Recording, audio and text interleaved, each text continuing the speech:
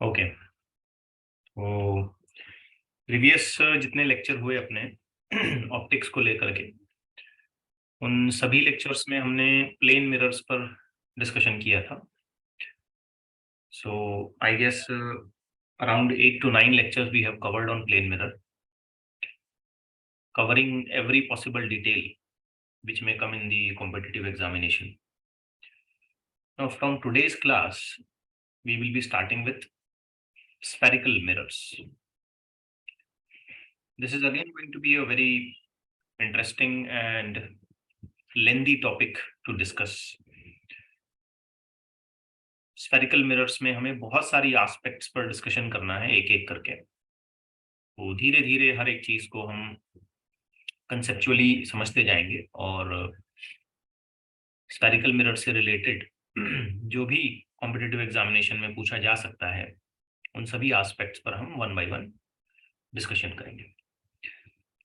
सबसे पहले तो बात ये समझनी जरूरी है कि एक प्लेन मिरर और स्फेरिकल मिरर में क्या फर्क होता है, किस चीज को हम स्फेरिकल मिरर कहेंगे, और फिर हम स्फेरिकल मिरर से रिलेटेड कुछ टर्मिनोलॉजीज को डिस्कस करेंगे और फिर उसकी कुछ condition, sign conventions, ray tracing पर आज बात करेंगे। यू माइट नो कि जब भी हमने प्लेन मिरर को डिस्क्राइब किया या प्लेन मिरर को हमने बताया तो हम बस एक प्लेन सरफेस लेते हैं जिसका एक साइड पॉलिश किया हुआ है और एक साइड ऐसे दूसरा फेस जो है उसका वो ब्लॉक किया गया है। तो ये जो सरफेस है ये मिरर का सरफेस है और ये जो सरफेस ये ब्लॉक्ड सरफेस है। यहाँ लाइट नहीं आती है, यहाँ से लाइट रिफ्लेक्ट होकर के चली जाती है। बस ये प्लेन मिरर का एक छोटा सा अजम्पशन है। पर जब हम स्फेरिकल मिरर बनाएंगे, नाम से जैसे हमें समझ में आता है कि we have to take something spherical. So like हम एक स्फीयर लेते हैं, जैसे ये एक स्फीयर मैंने यहाँ पे बताया, और फिर इस स्फीयर का एक पोर्शन हम कट करके बाहर निकालते हैं जैसे कि ये बताया गया है। ओके, अब इस कट किए गए पोर्शन के एक फेस को हम पॉलिश करते हैं और एक फेस को वैसे ही छोड़ देते हैं। जैसे कि प्लेन मिरर पे एक फेस पॉलिश होता है और दूसरा फेस वैसे ही छोड़ा जाता है, वैसे इस कट किए गए पोर्शन के वन ऑफ द फेस को हम पॉलिश करेंगे, उसे रिफ्लेक्टिंग बनाएंगे, चमकने वाला बनाएंगे उसे, और दूसरा फेस हम वैसे ही छोड़ देंगे। तो जो मिरर का अपीयरेंस हमको दिखेगा वो स्फेरिकल होगा। जैसे यहाँ देखिए, मान लेते हैं कि ये बड़े से स्फीयर का एक छोटा सा पोर्शन हमने कट करके निकाला। Okay, like this. अब अगर मैं इस तरीके से इसे कंसिडरेशन देता हूं कि जो अंदर वाला सरफेस है ये पॉलिश किया गया है, ये मिरर की तरह बिहेव करेगा, और बाहर वाला सरफेस बिल्कुल अनपॉलिश्ड, ब्लॉक्ड, इस तरीके से अगर मैं रखता हूं तो ये जो शेप हमें बन के मिलता है इसे हम कॉल करते हैं कॉनकेव मिरर। नो डाउट आपने इस तरीके की डेफिनेशंस जो है अपनी क्लास 10th में कवर करी होती। ओके, यानी यहाँ हम इसे कंटिन्यू करते हैं, ये ऐसे अगर हम इसे कंटिन्यू करते हैं तो स्फीयर ऐसे बनेगा, लाइक दिस। और ये पॉलिश किया गया सरफेस सेंटर की तरफ आता है तो ये कॉनकेव। अब एक और तरीका भी है याद रखने का, केव, केव के अंदर जाना पड़ता है ना, केव अंदर जाना। yes, ये कॉनकेव उभरा हुआ हिस्सा जो बाहर है, बल्जिंग जो हिस्सा है वो मिरर नहीं है, अंदर वाला जो हिस्सा है कॉनकेव वो मिरर। हम इसका दूसरा प्रोस्पेक्टिव भी समझ सकते हैं। जैसे कि मान लें कि इस तरीके यहां से एक पोर्शन मैंने कट करके निकाला, जस्ट इमेजिन यहां से एक पोर्शन अगर मैं कट करके निकालता हूं और वो दिखने में ऐसा दिखेगा मुझे, लाइक दिस, है ना। और इस पोर्शन के इस बाहर वाले सरफेस को, आउटर सरफेस को हमने पॉलिश किया और इसे मिरर बनाया, और अंदर वाला जो सरफेस है हम इसे ब्लॉक कर देते हैं। ठीक है, ये पॉलिश नहीं है, ये मिरर नहीं है, यहाँ लाइट रिफ्लेक्ट नहीं हो पाएगी। तो इस तरीके से जो कर्व्ड मिरर है हम इसे कॉल करते हैं कॉन्वेक्स कॉन्वेक्स मिरर। ठीक है, बड़ा आसान सा सिंपल सा इसका एक डेफिनेशन है या समझने का एक तरीका है। कुछ स्कूल की टेक्स्ट बुक्स में ऐसे भी लिखा हुआ है, जैसे इमेजिन करें कि ये एक मिरर का सरफेस मैं बनाता हूं लाइक दिस, जस्ट इमेजिन। और इस तरीके से अगर मैं कर्व्ड मिरर का एक सरफेस बनाता हूं, जस्ट इमेजिन, तो बताइए ये पहले वाला सरफेस कौन सा है और दूसरे वाला सरफेस कौन सा है? दूसरे वाला मिरर, ये पहले वाला जो मिरर है ये कौन सा है? Concave concave mirror. ठीक है, और दूसरे वाला कौन सा है? कॉन्वेक्स इसको समझने का एक सिंपल सा तरीका है कि इस मिरर पर अगर मैं एक पेंसिल या कोई एक लेंथ ऑब्जेक्ट रखता हूं तो ये दो जगह टच करेगा, तो ये कॉन्केव हो गया। ठीक है, और इस तरीके के मिरर पर अगर मैं या एक पेंसिल या एक लेंथ ऑब्जेक्ट रखता हूं, स्टिक वगैरह, तो ये सिर्फ एक ही जगह टच करेगा, तो हम इसे कहेंगे कॉन्वेक्स। अब आप अपना हाथ अगर यूं करते हैं जैसे आप वीडियो में देख पा रहे होंगे, तो ये जो अंदर वाला सरफेस है ये कौन सा सरफेस कहलाएगा? कॉन्वेक्स कॉन्केव, अंदर वाला कॉन्केव। तो अगर ये मिरर है, ये रिफ्लेक्टिंग सरफेस है, ये चमक रहा है, तो ये कॉन्केव मिरर है। लेकिन अगर मैंने बाहर वाले सरफेस को रिफ्लेक्टिंग बना दिया, इसको चमकदार बना दिया, ये रिफ्लेक्ट है, यहाँ से लाइट रिफ्लेक्ट हो रही है, ठीक है, ये मिरर है, तो ये कौन सा मिरर कहलाएगा? कॉन्वेक्स। अभी मैंने जैसे एग्जांपल दिया, लेंथ ऑब्जेक्ट रखा तो एक जगह टच करेगा, और यहाँ लेंथ ऑब्जेक्ट रखा तो दो जगह टच करेगा। ओके, बहरहाल ये छोटी सी चीज है जो एक्चुअली स्कूल में समझने लायक है। अब आइए इसमें कुछ बहुत सिंपल और बेसिक डेफिनेशंस को समझने की कोशिश करते हैं। Before I continue with that, ये देखिए मैंने यहाँ पे एक डायग्रामेटिक रिप्रेजेंटेशन भी उसका दे दिया है। ठीक, ये वाला जो मिरर है ये कौन सा है? कॉन्केव। और ये वाला मिरर जो है कॉन्वेक्स। अब आइए कुछ बहुत छोटी छोटी सिंपल सिंपल डेफिनेशंस को अंडरस्टैंड करते हैं। Let's take few of the definition all together. See this, मैं ये डायरेक्ट रिटन फॉर्मेट में यहाँ पे पुटअप इसलिए कर रहा हूँ क्योंकि ये नोट्स में वीडियो के साथ अवेलेबल करा देता हूँ, तो आपको बाद में पूरा मटेरियल एक साथ मिल जाएगा। अब जैसे एक चीज होती है पोल, पोल क्या होता है? Mid point of the reflecting surface. मतलब अगर यहाँ पे कोई रिफ्लेक्टिंग सरफेस है तो उस रिफ्लेक्टिंग सरफेस का जो मिडिल पॉइंट है, जैसे यहाँ बना लें आप,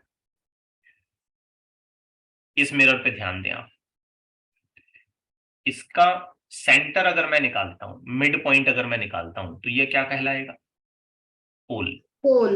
या इस मिरर का सेंटर मैं यहां निकालता हूं तो ये भी कहलाएगा पोल। जैसे मैं अपने हाथ को अगर ये मिरर मानता हूं तो ये जगह जहां मैं अपनी फिंगर दिखा रहा हूं, दिख रहा है वीडियो में, ये पोल कहलाएगा। ठीक है, अगर कॉन्वेक्स मिरर है तो ये वाली जगह ये पोल कहलाएगी। Got the point? ओके। अब एक और चीज भी होती है जिसे हम कहते हैं centre of curvature. All these definitions are very important. You should understand this because with the help of these definitions only we move on to understand some detailed concepts. Now, center of curvature क्या है? Actually में कोई भी curved mirror जब लिया जाता है तो वो किसी बड़े स्फीयर का एक छोटा सा पार्ट होता है। एक बड़ा सा स्फीयर होगा जैसे यहाँ दिखाया गया है, तो उसका एक छोटा सा हिस्सा होता है।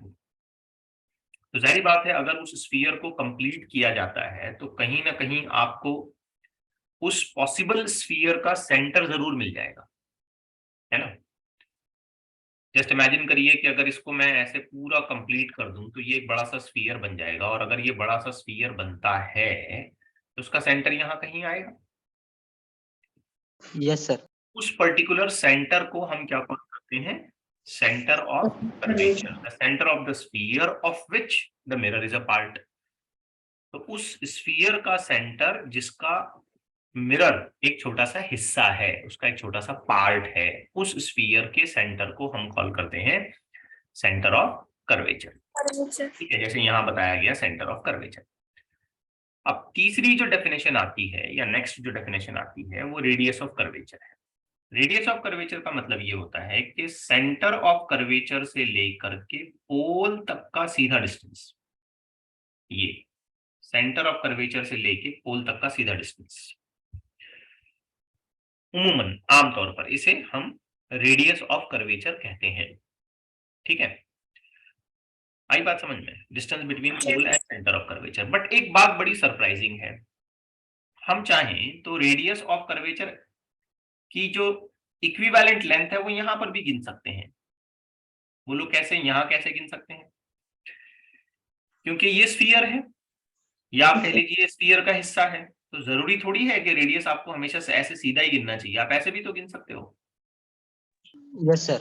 है ना। तो कई बार हम ये भी देखेंगे कि हमको रेडियस यहाँ पे गिनना पड़ेगा, वी विल बी काउंटिंग और measuring the radius values here. Okay, diagram बनाते वक्त तो घबरा मत जाना, अरे सर ने तो बोला था सी और पी के बीच का डिस्टेंस रेडियस होता है। अरे ऐसे नहीं, ये तो एक स्फीयर है, स्फीयर का सेंटर से लेके मिरर के सरफेस तक जो भी डिस्टेंस आएगा वो रेडियस ऑफ कर्वेचर कहलाएगा। बात समझ आई? Yes sir. सही है ना। जैसे देखिए, अगर मैं ये कहता हूं कि इस पर्टिकुलर मिरर में यहां पर कहीं मुझे सेंटर ऑफ कर्वेचर आइडेंटिफाई हो गया, तो क्या जरूरी है कि रेडियस सिर्फ ऐसे गिना जाए? ऐसे भी गिन सकता हूं। Yes yes sir. Just imagine करिए, ये जितना भी बड़ा पॉसिबल स्फीयर बन रहा होगा उसके सरफेस पर कहीं भी जाइए आप किसी ने क्वेश्चन पूछा सर लेकिन वो पोल और सेंटर का डिस्टेंस है ना, आप कंसेप्ट ही नहीं समझ पा रहे हो। सर्कुलर है ना पूरा वो। चूंकि ये एक पूरा स्फेरिकल सरफेस है, तो स्फीयर के सरफेस पर आप सीधे डिस्टेंस गिनो या ऐसे गिनो या ऐसे गिनो या अदर पॉसिबल कहीं गिनो या नीचे पॉसिबल कहीं गिनो, तो स्फेरिकल है ना, सेंटर तो सब जगह से, रेडियस तो सब जगह से सेम आएगा। यस सही है। अब अक्सर क्या होता है, स्कूल में रटा रटाया बात हम लोग याद करते हैं, it is the distance between centre of curvature and pole, तो वो वैसा होना चाहिए, अपने दिमाग में ऐसा कुछ बैठा हुआ होता है, तो just come out of that limitations. So distance between pole and center of curvature by definition we usually say, लेकिन distance actually में कहां से कहां तक होना चाहिए? सेंटर ऑफ कर्वेचर से मिरर के सरफेस तक, चाहे वो पोल के लिए गिनो या किसी और सरफेस पर आने वाले किसी भी दूसरे पॉइंट के लिए गिनो आप, रेडियस ऑफ कर्वेचर तो उतना ही रहेगा। तीसरी चीज आती है प्रिंसिपल एक्सिस। हाँ, अब ये स्ट्रिक्ट होना चाहिए। प्रिंसिपल एक्सिस जो लाइन बनेगी ये वो पॉसिबल लाइन होनी चाहिए जो सेंटर ऑफ कर्वेचर और उसके साथ साथ पोल से पास हो जाए। सेंटर ऑफ कर्वेचर से भी पास होनी चाहिए और पोल से भी पास होनी चाहिए। तो इस पर्टिकुलर लाइन को हम क्या कॉल करेंगे? Principal axis. Now coming to a very very important definition, principal focus. What is this actually? Principal focus का क्या मतलब है, आइए देखते हैं।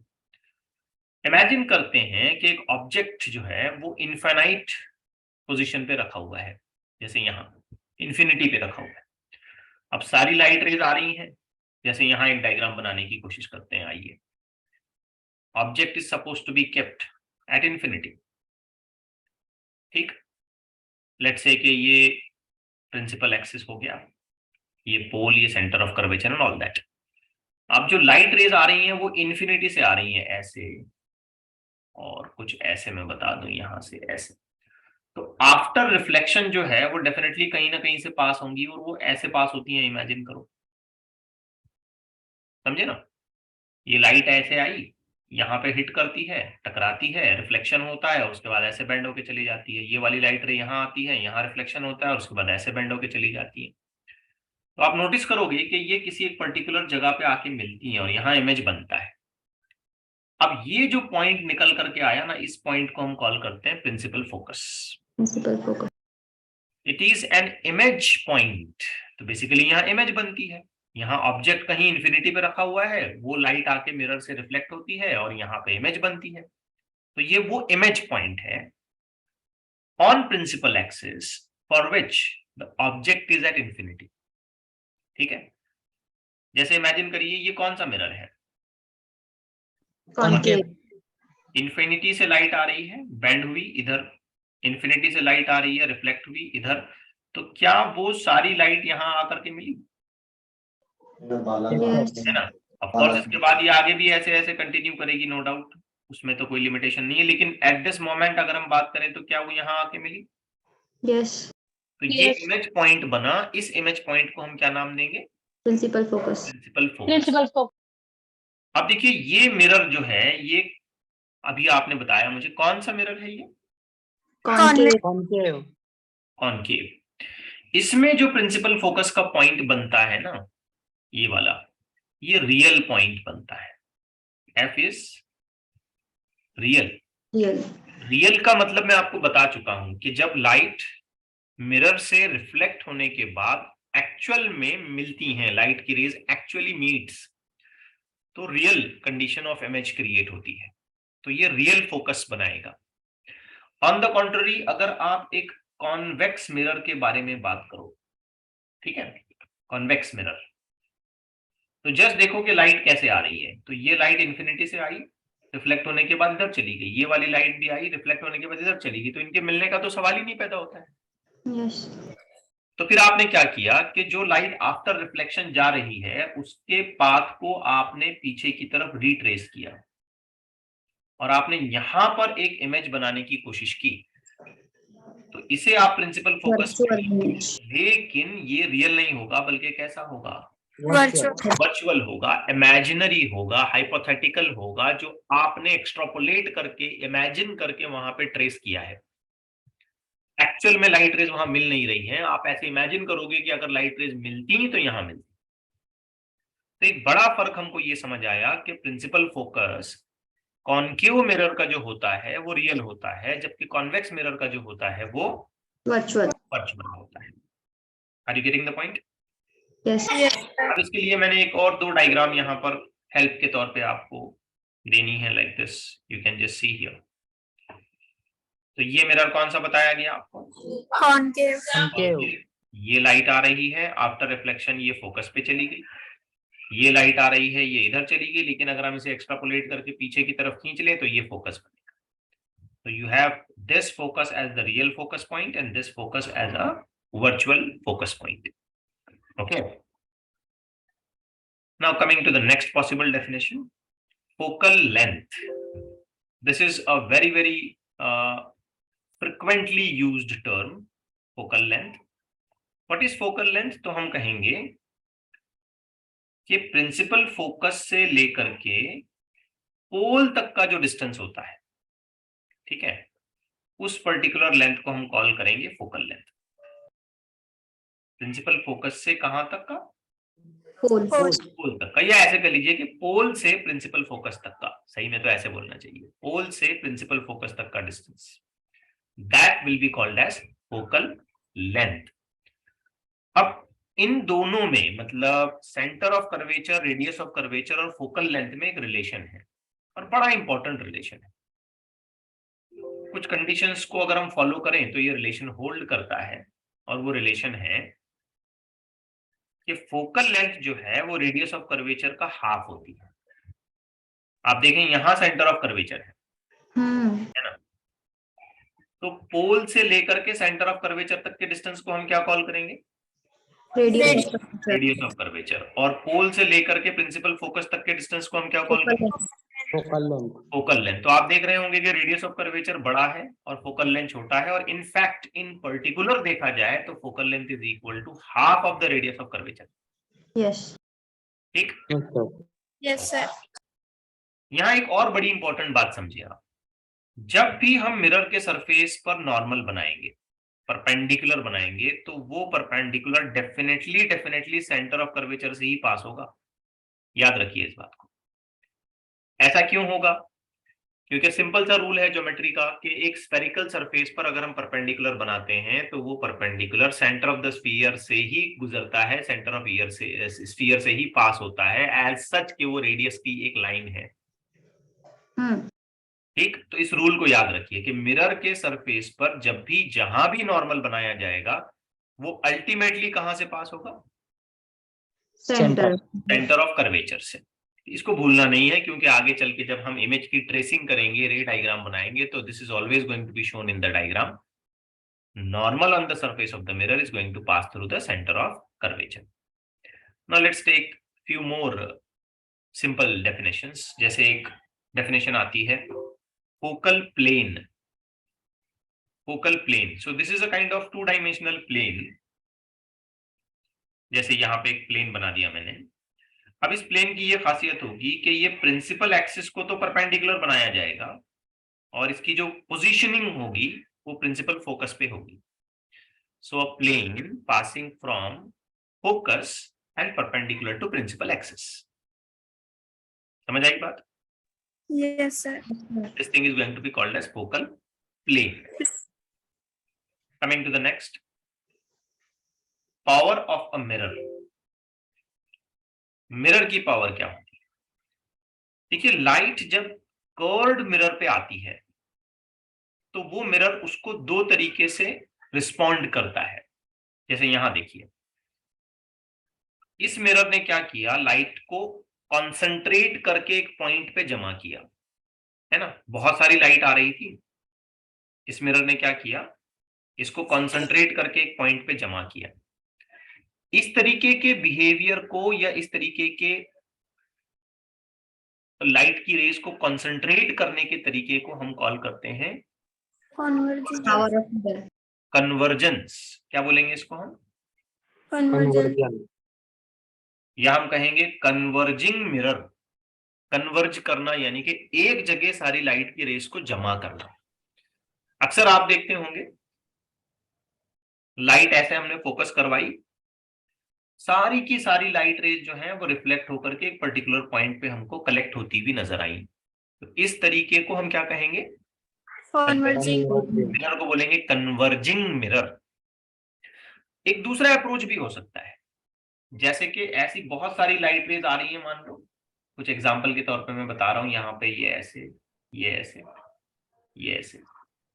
अब ये मिरर क्या करेगा, इन सभी लाइट रेज को जो है ना फैला देगा, Diverge. एक जगह नहीं कराएगा उनको, क्योंकि मिरर का सरफेस Diverging. ऐसा है कि लाइट उसके ऊपर गिरी तो वो फैल गई दूसरी जगहों पर.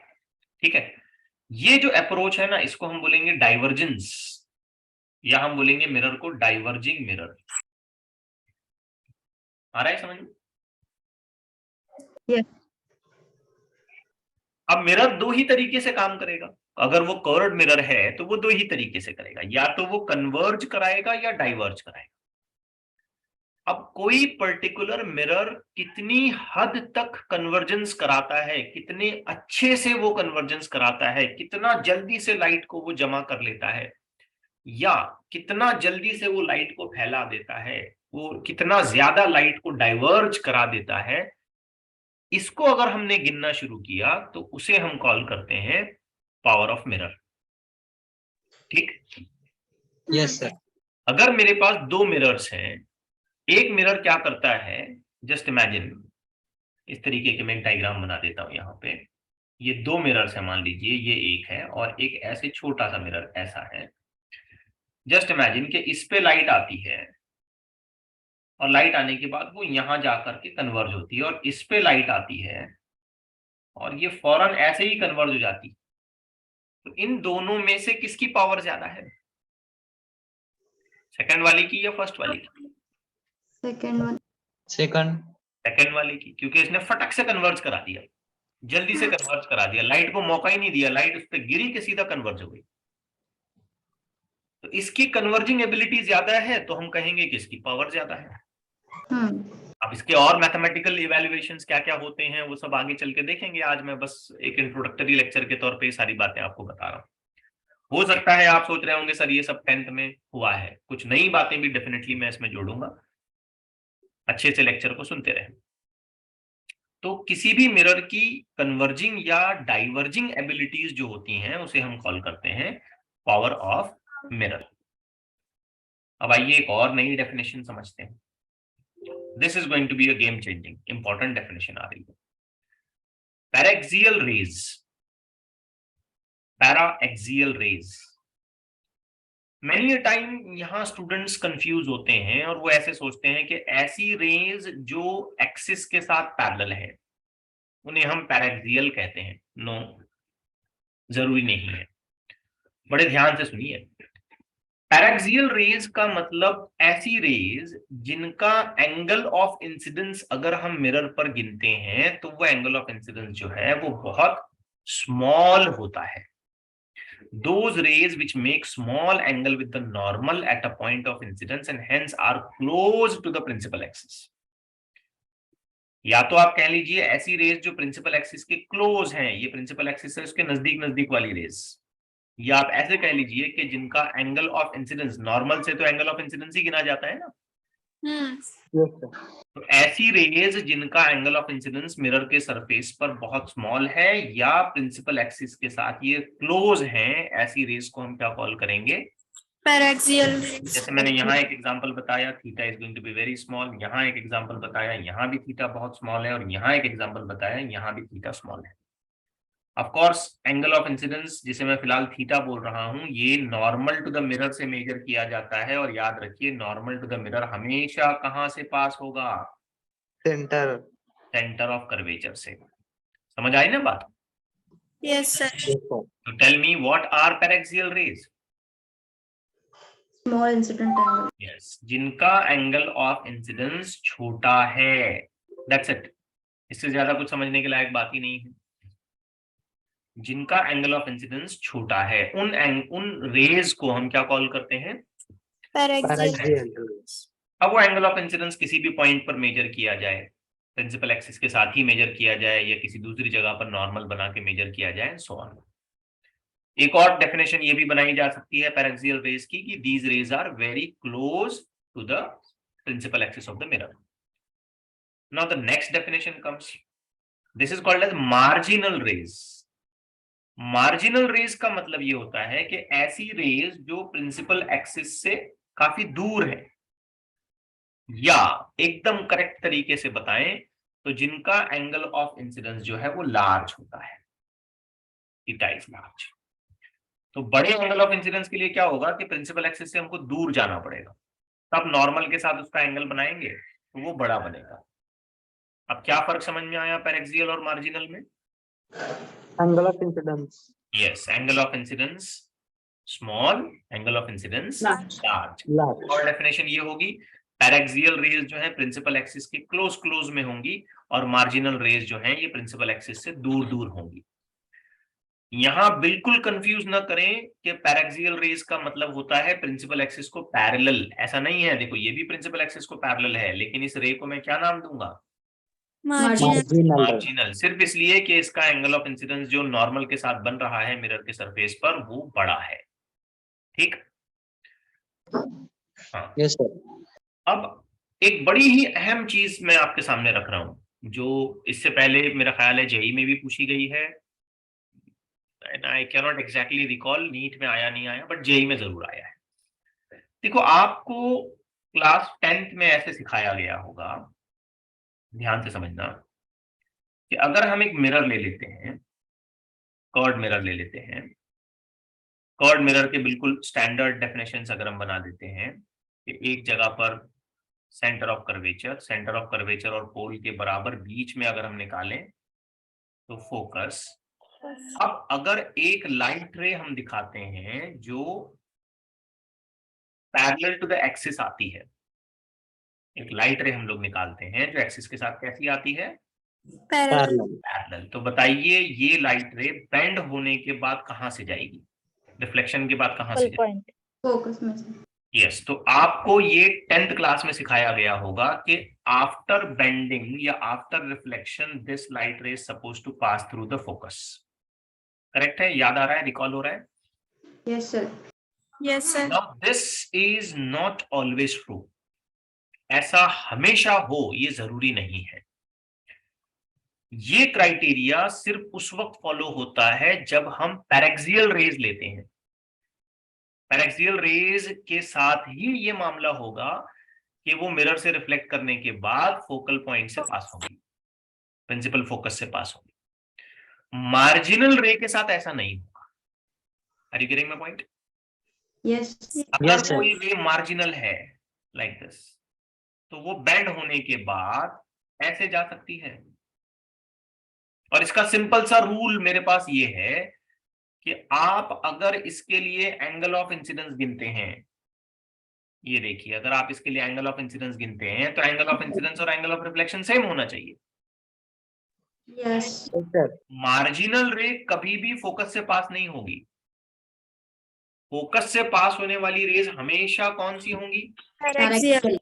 पैरेक्सियल रेज होंगी। अब हमने एक और डेफिनेशन भी बनाई, अभी अभी आपको याद होगा कि principal focus is equal to radius of curvature divided by 2, focal length is equal to radius of curvature divided by, this holds true. ये ट्रू है क्योंकि हम हमारे सारे कैलकुलेशन करते वक्त किन रेज का इस्तेमाल करेंगे? Paraxial. Marginal. पैरेक्सियल। हमारी सारी रे डायग्राम्स हम कौन सी रेज की हेल्प से बनाएंगे? Paraxial. Paraxial. हमारे 11th और 12th के सिलेबस में जितना भी ऑप्टिक्स आएगा, कर्व्ड मिरर की कंडीशन आएंगी, उन सभी में हम हमेशा पैरेक्सियल रेज का इस्तेमाल करेंगे, ना कि मार्जिनल रेज का। हाँ, नो डाउट इस पर कुछ एक क्वेश्चन जरूर पूछे गए हैं, तो थोड़ी बहुत इंफॉर्मेशन हम इसकी भी निकाल लेते हैं। बट जब भी हम रे डायग्राम बनाएंगे तो हमारा रूल तो यही कहेगा कि अगर एक्सिस से पैरेलल लाइट आती है तो वो बेंड होने के बाद फोकस से जाएगी। क्लियर हुई बात? Yes, sir. बट अब इस बात को भी समझना पड़ेगा कि ये एग्जैक्टली कैसे होने वाला है, क्या सिचुएशंस हैं इसके पीछे। आइए इसके लिए एक छोटी सी डायग्रामेटिक कंडीशन का इस्तेमाल करते हैं और चीजों को बहुत ठीक तरीके से समझने की कोशिश करते हैं। लेट्स से कि मैंने यहाँ पे एक मिरर बना दिया और मैं इसको फिलहाल कौन सा मिरर बना रहा हूँ? Concave. Concave mirror. तो मैंने कॉन्केव मिरर बना दिया, ये लाइन मैंने ड्रॉ की, इस लाइन को मुझे क्या लेबल करना चाहिए? Principal axis. Principal axis. What is this? Pole. Somewhere here, what is this? C. Center of curvature. Center of curvature. Curvature. No, I am not interested to show focus here. If I want to show focus and if I want to take focal length, then surely C और P के बराबर बीच में मुझे निकालना पड़ेगा, of course with the consideration of the paraxial rays and all that. But मैं अभी ऐसा नहीं करूँ। चलिए एक काम करते हैं कि एक लाइट की रे हम आती हुई दिखाते हैं जो कि मार्जिनल है। तो ये लाइट रे मैंने यहां से मार्जिनल लाइट रे आती हुई दिखाई, करेक्ट है? Hmm. अब एक और काम करते हैं, मिरर के सरफेस पर एक नॉर्मल ड्रॉ कर लेते हैं जो कि बराबर हमें हेल्प करेगा एंगल ऑफ इंसिडेंस को समझने में। तो क्या मैं ये कह सकता हूं कि ये एंगल ऑफ इंसिडेंस है? Yes. Geometry of the figure को देखा जाए तो वो एंगल यहां भी आए होना चाहिए, Yes, sir. करेक्ट है? हो सकता है कि लाइट रे रिफ्लेक्ट होने के बाद यहां कहीं जाए, I don't know, I am not sure कि ये कहां जाने वाली है, बट हो सकता है कि यहां कहीं जाए। तो यहां पर जो दूसरा एंगल बनेगा, इस एंगल को भी मुझे क्या कहना चाहिए? आई। चलो टेक्निकली इसे आर बोल देते हैं, एंगल ऑफ रिफ्लेक्शन, लेकिन रूल के मुताबिक तो ये होना चाहिए ना कि I is equal to R. Yes. अब एक और छोटा सा काम करते हैं कि ये जहां टच कर रही है इसको हम नाम दे देते हैं डी। क्या मैं उसे लेट्स से इसको नाम दे देते हैं क्यू। मैंने कुछ स्टैंडर्ड नोटिफिकेशंस किए हैं अपने नोट्स में, तो वही मैं यूज करता हूं बिकॉज आप बाद में नोट्स भी यूज करेंगे, ठीक है? मैंने उसे नाम दे दिया क्यू। क्या जरूरी है कि ये क्यू पॉइंट फोकस हो? नहीं. नहीं, हो भी नहीं रहा है। देखो ध्यान से, अगर फोकस होता तो यहाँ बीच में कहीं आना चाहिए था। Yes. अब एक और काम करते हैं कि Q से लेके C, और ये मेरा ख्याल है मैंने इसको लेबल कर रखा है, नहीं कुछ लेबल नहीं किया मैंने, यहाँ पे मैं इसके ऊपर एक परपेंडिकुलर ड्रॉ कर लेता हूँ। याद रहे परपेंडिकुलर ही ड्रॉ करना है मुझे, ऐसे मैं कोशिश कर रहा हूँ डायग्राम को ठीक ठीक बनाने की। तो मैंने यहाँ इस पे एक परपेंडिकुलर ड्रॉ किया। अब जब मैं इस लाइन पर परपेंडिकुलर बनाता हूं Q से, तो ये जो हाफ पोर्शन मुझे मिल रहा है, मैं ऐसे थोड़ा सॉलिड कर लूं, ये जो हाफ पोर्शन मुझे मिल रहा है ना यहां तक का, ये डिस्टेंस हो जाएगा r/2। Getting it? Yes Yes. तो मैंने अभी भी थोड़ी देर पहले बताया आपको, सी से लेकर के यहाँ तक का डिस्टेंस भी क्या होना चाहिए, आर होना चाहिए। ठीक है, तो don't stuck up to the definition sir CP distance R होता है, जरूरी है क्या? नहीं। ठीक है ना, तो ये डिस्टेंस हो गया r/2। अब समझने की कोशिश करो, एक छोटा सा ट्रायंगल आपको यहां दिख रहा है। यस इस ट्रायंगल में आप cos ऑफ i की एक छोटी सी डेफिनेशन बनाओ, cos of i। r/2 by yes, क्या आएगा? r/2 r/2 divided bye CQ। CQ। ठीक है, हम्म, तो पता चला CQ is equal to r divided by 2 times of cos of i। Yes. Clear है? यस हम सर। चाहे तो इस चीज को ऐसे भी लिख सकते हैं, CQ is equal to r/2 1/cos i का क्या मतलब होता है? Second. सेकाय sec i। अगर जरूरत पड़ी तो ऐसे भी लिखेंगे, बट फिलहाल इसी से काम चला। अब सोचिए दो केसेस बेटा मैं आपके सामने रख रहा हूं, दो कंडीशंस मैं आपके सामने रख रहा हूं। पहली condition, if i is very small, अगर i बहुत छोटा हो जाता है, तो i अगर छोटी वैल्यूज हैं जैसे कि 2 डिग्री 3 डिग्री 5 डिग्री, बस इससे ज्यादा नहीं, 5 to 6 डिग्री, तो it is very near to 0। और cos 0 की वैल्यू क्या है? 1 1 है। अगर मैंने यहाँ पे cos ऑफ 1 या cos of 2 degree cos of 3 degree भी लिया ना, तो वो 0.99 के आसपास ही आएगा। मतलब राउंड ऑफ करूंगा तो cos i का फैक्टर स्मॉल एंगल के लिए कितना हो जाएगा? 1 very good, cos of i will take a value of 1। मतलब ये कि CQ will become equal to क्या चीज? r/2 r/2। अगर CQ डिस्टेंस r/2 हुआ तो r/2 असलियत में क्या होता है? f focal length. मतलब Q पॉइंट फोकस बन जाएगा। Yes Yes. लेकिन ऐसा कब हो सकता है? If I is very small. 1 I is very small. I small होने का मतलब क्या है? रेज कैसी होनी चाहिए? Paraxial. डायरेक्शनल। तो अभी थोड़ी देर पहले जो मैं आपको समझा रहा था कि if light ray is coming and it is suppose to passing through focus, तो ये उसी वक्त मुमकिन है जब एंगल ऑफ इंसिडेंस छोटा है। मैथमेटिकल प्रूफ हो गया, पक्की बात एकदम। Yes Yes. Sir. Now let's talk to the second case. अगर मैंने ये कहा कि if i is large, i बड़ा नंबर है, 30 डिग्री 40 डिग्री 45 डिग्री 53 डिग्री, ऐसे बड़े वैल्यूज, 10 डिग्री 12 डिग्री, बड़ी वैल्यूज है। तो जस्ट इमेजिन करिए कि ये जो cos ऑफ i का आंसर है ये काफी लेस देन 1 हो जाएगा। यस जैसे सर। 30 डिग्री या 60 डिग्री अगर मैं ले लेता हूं तो वो खुद हाफ हो जाता है। Yes. आ रहा है ना समझ? Yes yes Now, if we take a value of I to be very small, I to be very large, तो क्या ये नंबर लेस देन 1 होगा? यस अब डिनोमिनेटर अगर छोटा होता जाएगा तो रेशियो तो बढ़ता जाएगा। Yes.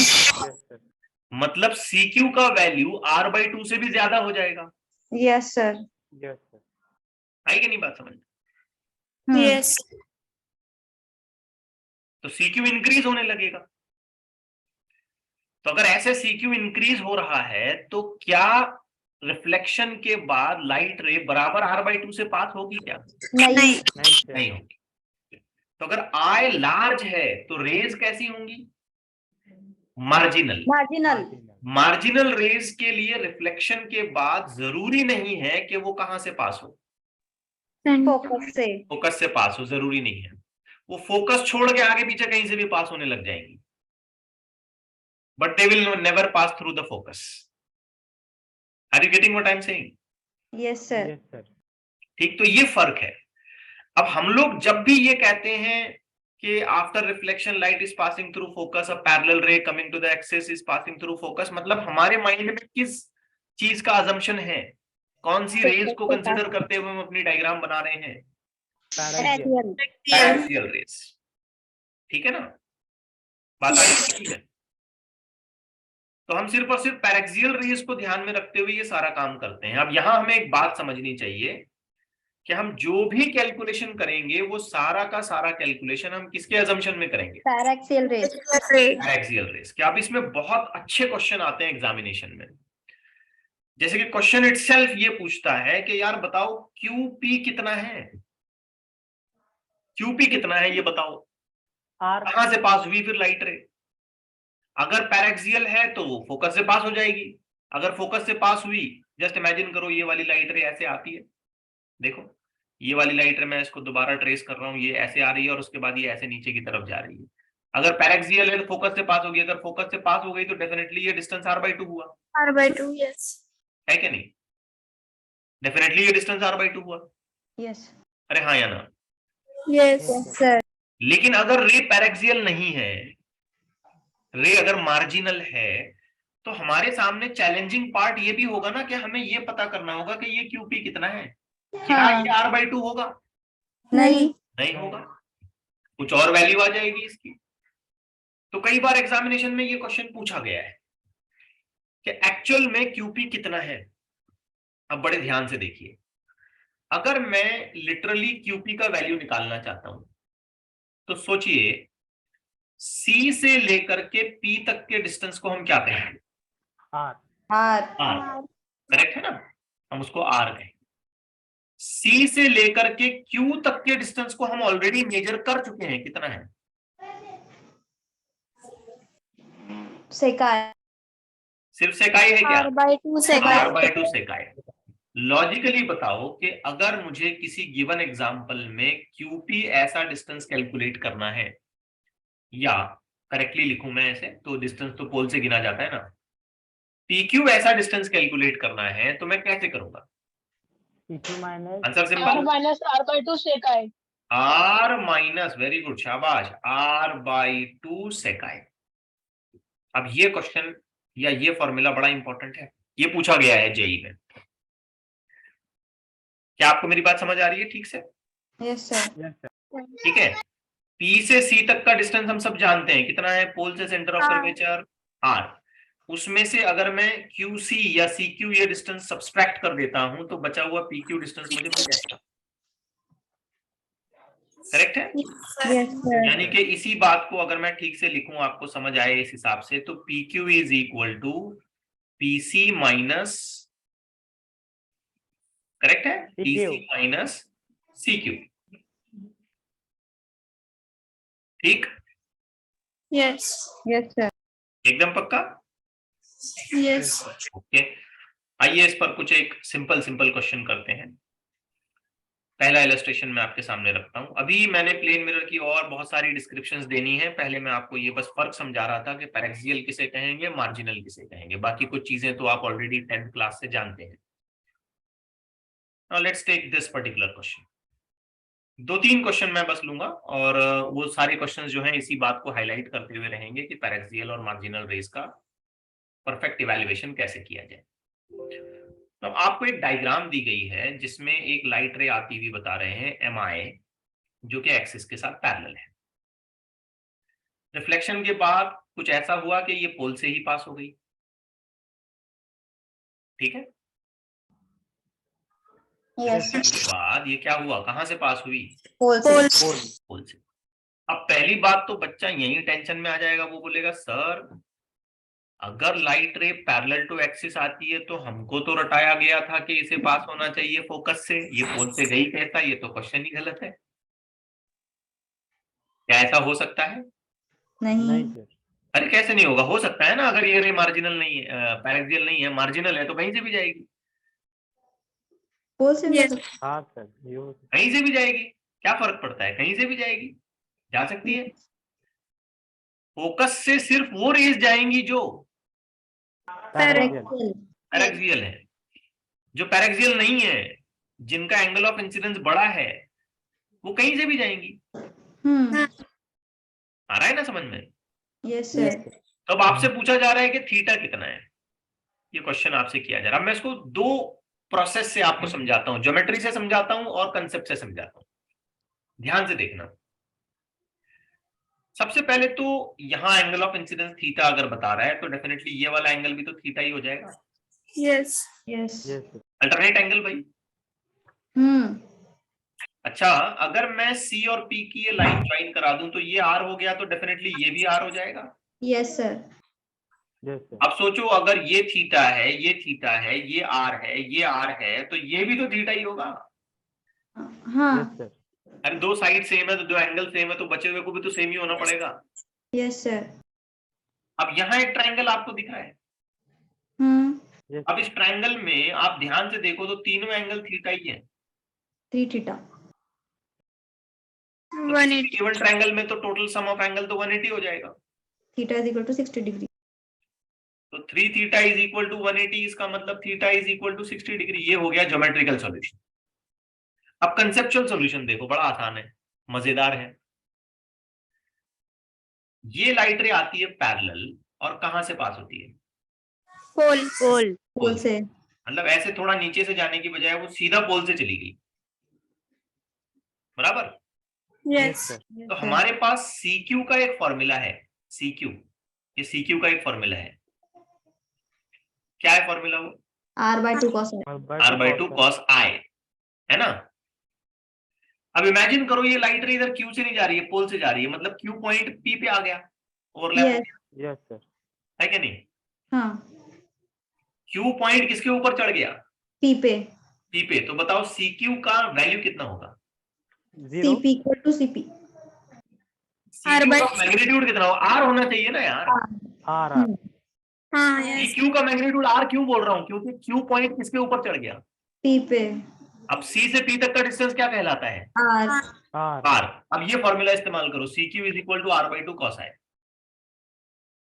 आप अगर समझ पाए तो एंजॉय करेंगे। cos i की बजाय थीटा। बताओ CQ का क्या मैग्नीट्यूड लिखूं मैं? r। R। क्यों लिखूं बेटा मैं CQ का मैग्नीट्यूड R? बताओ तो। बिकॉज q p पे ओवरलैप हुआ। क्योंकि आफ्टर रिफ्लेक्शन हमारी लाइट पास हो रही है P से, और Q वो पॉइंट है जहां एक्सिस पर लाइट रे को मिलना चाहिए, तो हमारा Q पॉइंट मानो जैसे P के ऊपर लोड हो गया। अब फॉर्मूला तो यही चलेगा, फॉर्मूला नहीं चेंज करेंगे हम, इसी फॉर्मूले को चलाएंगे। लेकिन अगर Q पॉइंट P के ऊपर लोड हो जाता है, Q पॉइंट की पोजीशन बराबर P के ऊपर आती है, तो C से लेकर के P यानी कि Q तक का डिस्टेंस क्या कहलाता है? R. R। और CQ का फॉर्मूला ये है, तो यहां मैं CQ हटा के क्या लिखूंगा? R. आर ये भी हो गया r/2 cos ऑफ थीटा। क्या R कट गया? Yes sir. cos of theta is equal to half. 60. 60 degree. किसी भी गिवन थीटा के लिए अगर उसका cos फंक्शन हाफ आ रहा है तो वो थीटा कितना होना चाहिए? 60. 60 डिग्री। ये कंसेप्ट से आ गया आंसर, ये ज्योमेट्री से बताया है यहाँ पे। नहीं आ रहा है समझ? समझा सर। पक्का? Yes sir. Everyone getting it right? Yes. गड़बड़ मत करना प्लीज। और एक और क्वेश्चन देखते हैं, और ये दोनों क्वेश्चन जो मैं आपको करा रहा हूं ये सब पैरेक्सियल और मार्जिनल रेस के कंसेप्ट को स्ट्रेंथन करने के लिए है। यहां हमसे क्वेश्चन पूछा जा रहा है, for the following ray diagram find the corresponding value of X shown rays are marginal. Clearly बोल दिया उसने कि जो भी रेज हैं यहाँ पे ये सारी मार्जिनल है। तो आपको क्या निकालना है? एक्स निकालना है, x। बराबर। अब इस डिस्टेंस को ध्यान से देखो, ये x माने QP qp। या PQ व्हाटएवर, बराबर। Yes sir. अरे हाँ यार ना, कुछ तो बोलो। Yes. यस सर, तो इसका फॉर्मूला क्या है? R minus R R. Minus R by 2 सेका। हाँ लिख लो यहाँ। तो if I really want to figure out the value of x, it should be equal to r minus r/2 सेका, बराबर। अब Yes, क्वेश्चन ये है कि मुझे I निकालना है, क्योंकि अगर मैं I निकाल पाता हूं तभी जा करके मैं इस पर्टिकुलर प्रॉब्लम को सॉल्व कर पाऊंगा। I तो पता नहीं है मुझे। So how do I determine the value of I? ध्यान से देखो, what I will do कि इस रे डायग्राम के लिए मैं एक नॉर्मल बनाऊंगा, ये नॉर्मल, डेफिनेटली यहां आई होगा, क्या कहते हो? Yes. Yes. सर ठीक है, अब ये जो डिस्टेंस है, जिसे मैं ऐसे ब्लू कर रहा हूं, ये, और ये जो डिस्टेंस है इसको देखो ध्यान से, और ये जो मैंने ग्रीन किया इसको ध्यान से देखो, मतलब यहाँ एक ट्रायंगल बन गया। Yes. Yes, sir. क्या ये ग्रीन वाली लाइन आर होनी चाहिए? Yes sir Yes, sir. जल्दी से बताओ, cos i मैं क्या लिखूंगा? F/R very good, f/r correct है, Yes. Yes, sir. ठीक है ना? अरे cos i नहीं, sin i, I have to be very clear here. Sir cos cos क्यों लिखूंगा भाई, sin लिखूंगा ना, हाँ, साइन सर.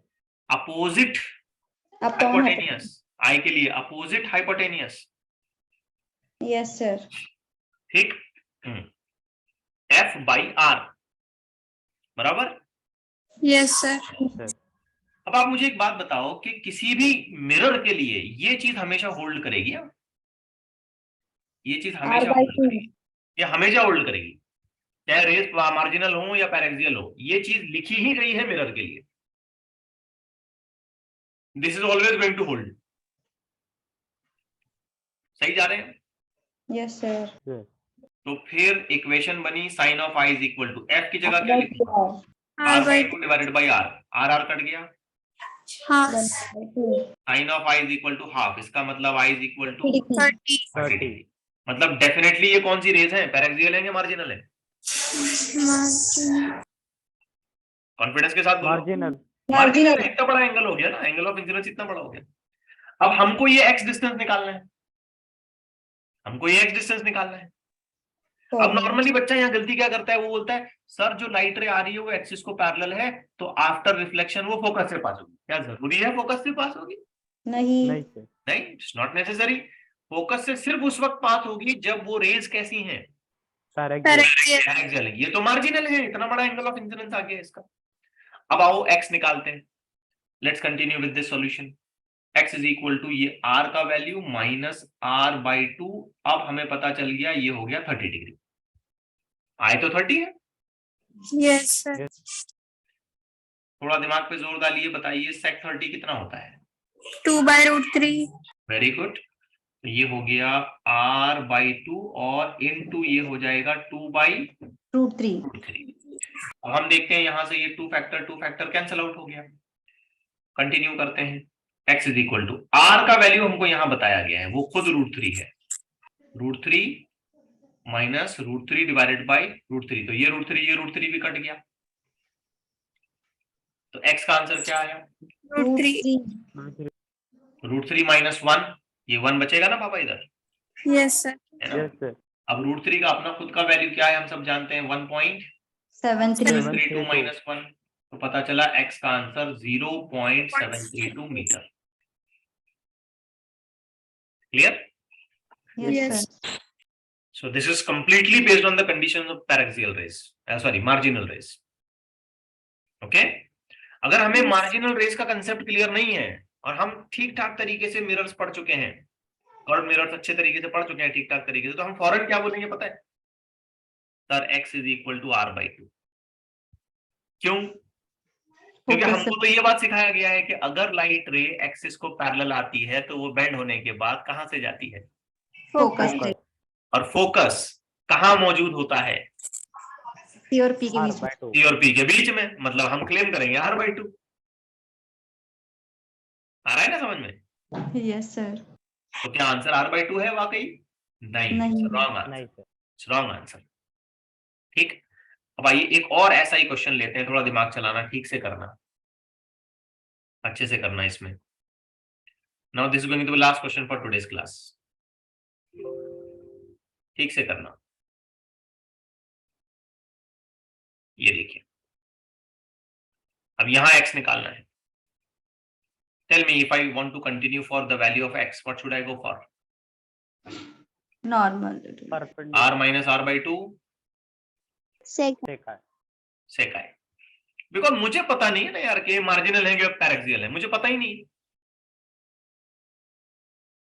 अगर मुझे ये कंफर्म कर दिया जाता है कि ये पैरेक्सियल रेज हैं, तो सीधे सीधे मैं x का वैल्यू क्या बोलूंगा? R by 2. r/2 बोलूंगा, क्योंकि जो लाइट रे एक्सिस के साथ पैरेलल आती है तो मैं रट चुका हूं कि वो फोकस से ही पास होगी। मतलब ये पॉइंट क्या होना चाहिए according to the school concept? ये पॉइंट क्या होना चाहिए? F. F। तो इसका मतलब ये पॉइंट से लेकर के पोल तक का पॉइंट फोकल लेंथ होना चाहिए, और फोकल लेंथ कितना होता है? R by 2. हाँ बस, बट ये तो टोटली रॉन्ग है यहाँ पे। क्या ये एप्लीकेबल है यहाँ? No. नहीं है। तो फिर कैसे करें?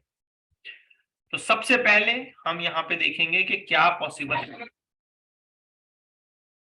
पॉसिबल एंगल ऑफ इंसिडेंस निकल सकता है। तो ये एंगल ऑफ इंसिडेंस आ गया, ठीक है। This is going to be 3। Focal length कितनी बताई? 5. 5।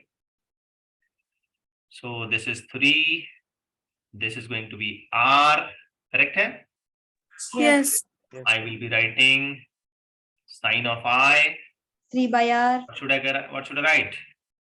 3 by 3 by R. Make a correction here. ये फोकल लेंथ नहीं है, R ले लेते हैं इसको, ठीक है। Okay. करेक्शन कर लें, अपने नोट्स में भी करेक्शन कर लें, क्वेश्चन में भी करेक्शन कर लें। ये F नहीं है बल्कि R रीड करें इसको। तो by that way sin of I will become equal to 3 by 5. 7 degree. So I is equal to 37. 37 degrees. Correct है? Yes, sir. Yes, sir. अब ये 37 हो गया। लेट्स थिंक f के साथ अगर f ही रखते हैं तो f is equal to r by 2, 6 by 5 हो जाता है। तो ठीक है, चलो ये 37 से काम चलाते हैं। अब ये 37 हो गया, इसको ला करके यहाँ पुटअप करें तो x is equal to r तो मैंने 5 बता दिया, माइनस 5 by 2 sec 37. sec 37 कितना होगा?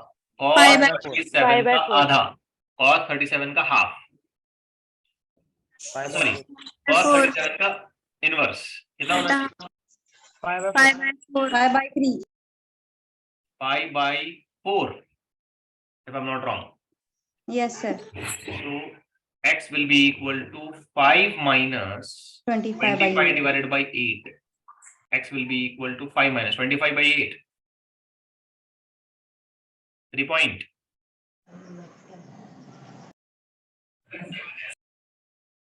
बताओ, come on.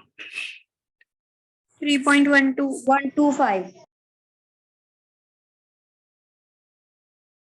ठीक है, सब्सट्रैक्शन करो। 5 minus 3.12. 2.1. Will it be 2 point or 1 point? Subtraction ठीक से करो। 1.88. 1.88 88. meter. So this is going to be the answer. Yes, sir. अब सोचो अगर इस वैल्यू ऑफ r के साथ अगर ये रेज मार्जिनल नहीं होती हैं, पैरेक्सियल होती हैं, Half करने का. इसका हाफ करें 2.5 आंसर आना चाहिए था। Yes. 2.5 नहीं आया, पॉइंट पीछे खिसक गया। तो जितना एंगल बड़ा करोगे ना ये पॉइंट उतना पीछे खिसकेगा, याद रखना। ठीक? Okay. Okay. So I think I have given you a sufficient introduction to start with. अगली क्लास में साइन कन्वेंशन, मिरर फॉर्मूला ये सब देख करके फिर उसके न्यूमेरिकल्स और उसकी कंडीशंस पर आगे बढ़ेंगे। Okay? Yes, sir. Yes, sir.